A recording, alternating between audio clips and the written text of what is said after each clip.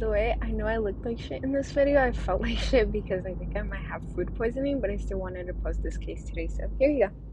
Good morning, good evening, or good night, depending on what time you're watching this. Welcome back to my channel. My name's Andrea Vasquez, and today I will be bringing you a true crime case, which is, I've never actually heard anybody talk about it or like heard any podcasts or seen any YouTube videos about it, which I do understand because there is very limited information on it, and but it's a very interesting case. So yeah, I haven't been able to memorize everything, so I'm going to be kind of like reading it off, kind of like an essay. So yeah, the link to this, I'm calling it like an essay, to this last essay will be down below in my description, and so will all of the websites that I used. The links to those, if you want to look into them, will be down there also. This case is very sad. Even though it happened so long ago, the like most important discovery, which we'll find out what the important discovery is, was just made recently. So yeah, let's get started on this case. September 4th, 1990, Port Bound, Spain. That's the setting for the first like part of this story. A young woman was found hanging on a pine tree next to a cemetery in Port Bound, Spain. A neighbor who lived close to the pine tree was interviewed years later, and she recounted what she had heard the night of the hanging. And this is in Spanish to all my Spanish speakers. I'm sorry, I don't know how to put subtitles on for like all the English speakers, but yeah, if you only speak English and don't understand Spanish, you're kind of out of luck. I'm sorry, my bad. La mujer, que ahora tiene 92 años, asegura que la madrugada del 4 de septiembre durmió mal porque escuchó a un grupo de jóvenes gritar que se peleaban, y entre ellos oyó a una chica que lloraba. Me despertaron ellos de los gritos que pegaban y una chica que chillaba y lloraba, ha explicado. And this is a direct quote from El País. The link will be down in the description if you want to look at the quote. Anything, no, El País. Yeah. The forensic who analyzed her body originally marked it off as a suicide, but now denies that being her cause of death.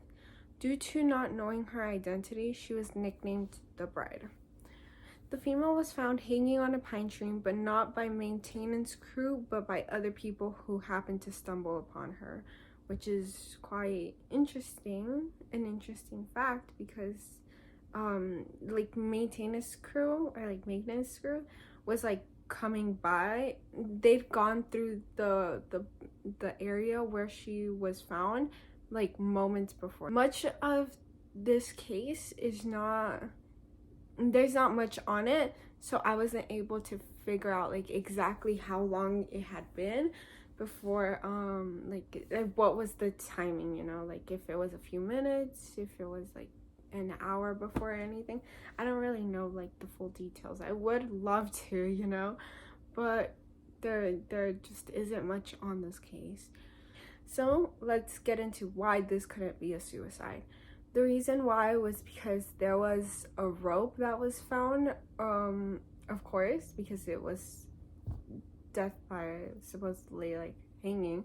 That rope was too small, like the length, for her to actually have done it herself, and it's said that the knot on it was done like professionally. So then like people are like, yeah, there's no way this girl could have done it herself.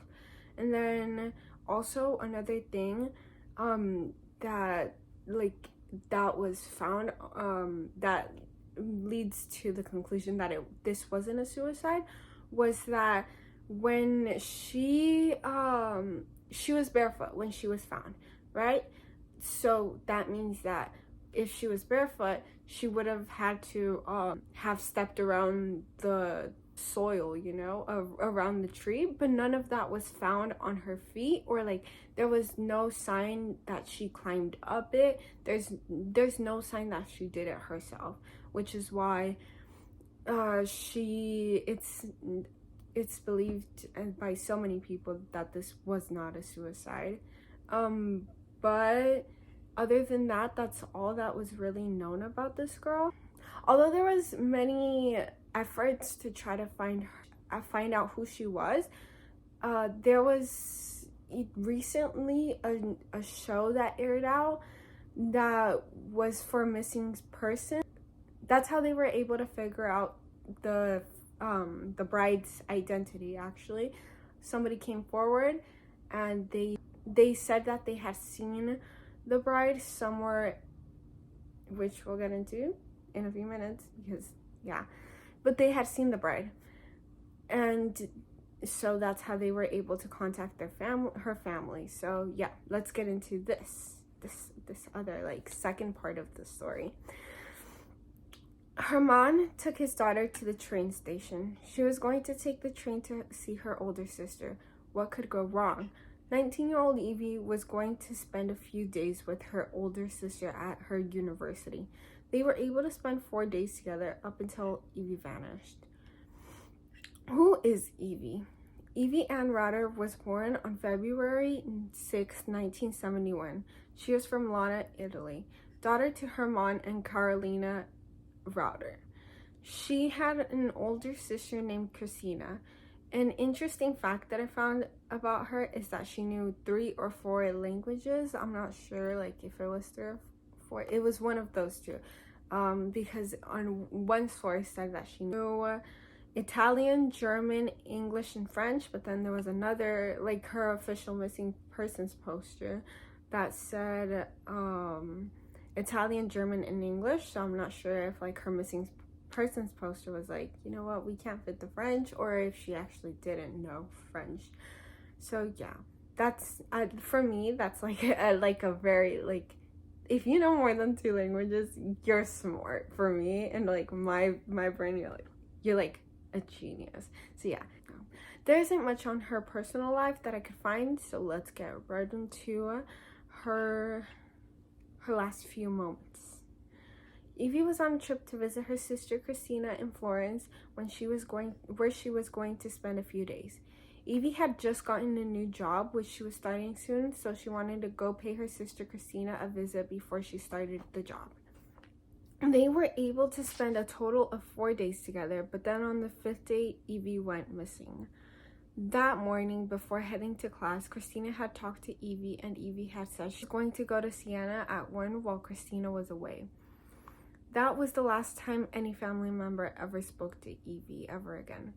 When Christina came back from school, there was a note left for her from her sister confirming to her that Evi was gonna go to Siena. For so long, they didn't hear from Evi, but they looked and they looked. All over Italy, they searched for Evi, but she was nowhere to be found. So, Evi Anna Rauter was a 19-year-old female who went missing September 3rd, 1990.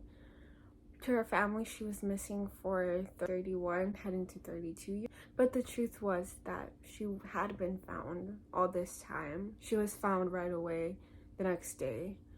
She was found hanging on a pine tree next to a cemetery in Port Bell, Spain. Cause of death? Hanging, but probably not on her own accord. For over 31 years, nobody knew who she was until someone who had seen her in Vienna wearing the same clothing she died in came forward with their testimony. Previous to her identity being discovered, she was nicknamed the Bride. How did Evi get there? Was that her plan all along?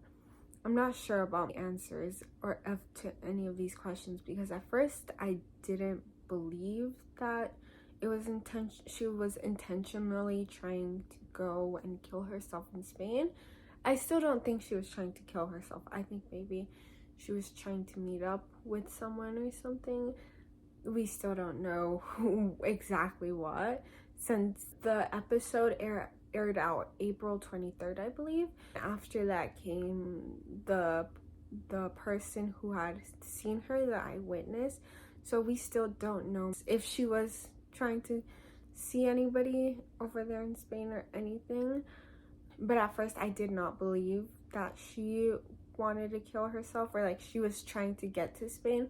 But then like there's a coincidence. I guess it could be a coincidence, or she knew also, and so she decided to go ahead and take a train that left Rome at 1, which is like that's what like that's the I guess the thing that I'm stuck on. Like the train left Rome at 1, and she told her sister that she'd leave to Siena, I believe.